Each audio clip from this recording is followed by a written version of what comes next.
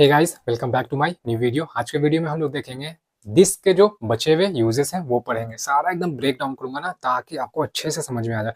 इसके सारे यूजेस देखने हैं तो देखिए, मेरे जो और वीडियोस हैं जो मैंने ऑलरेडी बना करके अपलोड कर रखा मेरे यूट्यूब चैनल पे, वहाँ पे भी मैंने कुछ यूजेस को कवर कर रखा। अगर आपको जानना सारे दिस के यूजेस, ताकि आपको आइडिया रहे कहाँ पे यूज़ करना है, कैसे यूज़ करना है, सारा मतलब कोई डाउट ना रहे, तो वो भी वीडियोस आप चेक कर सकते हैं।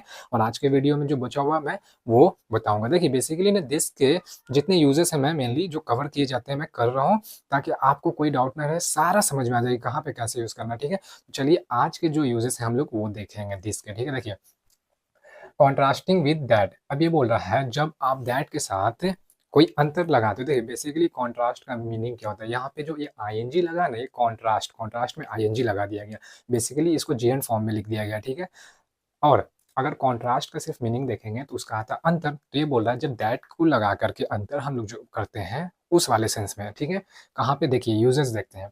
रेफर्स टू समथिंग क्लोजर और मोर रेलिवेंट। ये बोला कि रेफर्स टू समथिंग क्लोजर और मोर रेलिवेंट, मतलब देखिए रेलिवेंट का मतलब क्या होता है, योग्य होता है। ठीक है, और रेफर्स मतलब जब हवाला देता है किसका, देखिए सौंपना। रेफर का मतलब क्या है ना, सौंपना, हवाला देना।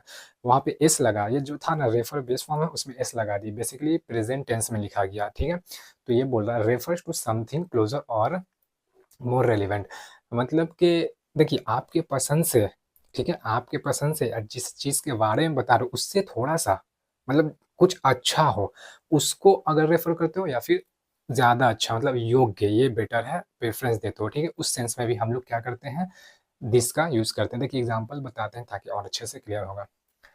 आई prefer this shirt to that one. अब ये बोल रहा है आई प्रेफर दिस शर्ट, ये बोला कि मैं इस शर्ट को प्रेफर करता हूँ टू दैट वन, मतलब उस शर्ट से ज्यादा, मतलब मैं इसको प्रेफर देता हूँ, इसको योग्य मानता हूँ। तो इस सेंस में यहाँ पे दिस लगा ना, इसलिए ये शर्ट या शर्ट को मैं उस शर्ट से ज्यादा प्रेफर करता हूँ, अच्छा मानता हूँ, इस सेंस में लगाया। ठीक है, होपफुली आपको अच्छे से ये वाला समझ में आ गया होगा। हम लोग अपना दूसरे यूज को देखते हैं, कहाँ पे यूज करना है इसको। देखिए, डिस्टिंग्विशेस, ठीक है, बिटवीन टू थिंग्स। अब ये भी क्या है, सिंपल प्रेजेंट टेंस में लगा हुआ, इसलिए यहाँ पे क्या कर दिया गया है, देखिए डिस्टिंग्विश का मैंने लिखा है यहाँ पे, क्या देखिए, डिस्टिंग्विश, डिस्टिंग्विश मतलब होता है अंतर करना या पहचानना। अब उसमें क्या है ना, ईएस लगा करके इसको प्रेजेंट में कर दिया गया है, प्रेजेंट, सिंपल प्रेजेंट टेंस में। ठीक है, तो डिस्टिंग्विशेस बिटवीन टू थिंग्स। अब दो चीजों के बीच हम लोग अंतर करते हैं या पहचानते हैं, निकालते हैं भिन्नता।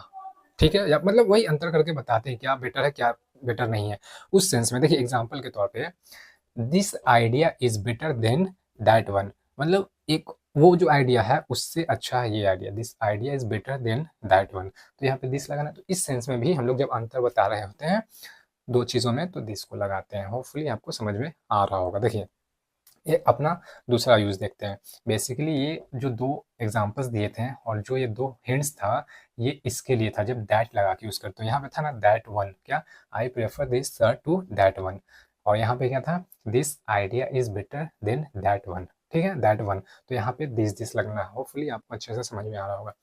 अब देखते हैं दूसरे हिंट को किस सेंस में, और उसके फिर हिंट्स को देखेंगे, फिर यूजेस भी देखेंगे। ठीक है, देखिए, इन कॉन्वर्सेशन, कॉन्वर्सेशन का मतलब होता है बातचीत, वार्तालाप। ठीक है, तो जब कॉन्वर्सेशन करते हैं ना उस सेंस में भी हम लोग क्या करते हैं, यूज करते हैं दिस का। कैसे, देखिए इंडिकेशन देखते हैं। इंडिकेशन बोले तो आपको पहचान मतलब जानना जरूरी है।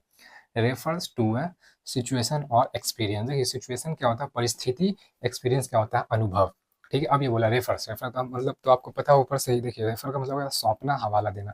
तो ये क्या सौंपेगा, किसका हवाला देगा, या तो अनुभव का या फिर परिस्थिति का, मतलब कि परिस्थिति का या फिर एक्सपीरियंस का हवाला देगा। तो कैसे देगा, देखिए, आई एम टेलिंग यू, मैं आपको बोल रहा हूँ, this is going to be a great party, मतलब ये जो पार्टी है ना, ये क्या है, ये सिचुएशन जो बनेगा या फिर ये एक्सपीरियंस जो बनेगा बहुत ही अच्छा रहेगा, ग्रेट रहेगा। ठीक है, तो ये जो पार्टी है बहुत ही ग्रेट होने वाला है, हम लोग जो एक्सपीरियंस करेंगे बहुत ही ग्रेट होगा। ये बोल रहा है कि I am telling you this, this is going to be a great party. ठीक है, क्या किया, रेफर किया, हवाला इसको दिया इस चीज का। ठीक है, एक और देखते हैं, एड्स एम्फेसिस और सरप्राइज। ये सरप्राइज जो होता है ना, देखिए आश्चर्य, ताज्जुब, चौंकते हैं ना सरप्राइज वाले सेंस में, कुछ कोई बोलता है अरे वाह कुछ आपके अकॉर्डिंगली होता है तो कैसे सरप्राइज़ हो जाते हो अचानक से, मतलब कुछ होता है तो सरप्राइज़ हो जाते हो उस वाले सेंस में। कुछ भी कोई अचानक से हो जाता है, मज़ा आ गया देख के तो सरप्राइज़ हो गए। कोई गिफ्ट देता है आपको बिना बताए हुए, बिना आपके नॉलेज के कोई गिफ्ट लेके आ गया, आप क्या है सरप्राइज़ हो जाते हो उस सेंस में। तो वहाँ पे ये बोला कि या तो सरप्राइज़ को ऐड करेगा या एम्फेसिस। एम्फेसिस क्या होता है? ज़ोर देना, उसको मतलब प्रमुखता देना वाले सेंस में। देखिए सबका मैंने मीनिंग लिखा, बता देंगे। तो एग्ज़ाम्पल देखते हैं, दिस इज़ अमेज़िंग। क्या बोला? ये जो है अमेज़िंग है, बहुत अच्छा। ऐड किया ना, तो इस सेंस में भी हम लोग यूज़ करते हैं। देखिए सिचुएशन का मतलब परिस्थिति, एक्सपीरियंस का मतलब अनुभव, सरप्राइज़ का मतलब आश्चर्य, ताज्जुब, एम्फेसिस मतलब जोर मतलब ज़ोर, महत्व एंड प्रमुखता, रेफर का सौंपना या हवाला देना। कॉन्वर्सेशन का मतलब होता है बातचीत या वार्तालाप, डिस्टिंग्विश का होता है अंतर करना या पहचानना, रेलेवेंट का योग, कॉन्ट्रास्ट का होता है अंतर। तो होपफुली आपको सारा चीज़ अच्छे से समझ में आ गया हो, आप स्क्रीनशॉट ले लें।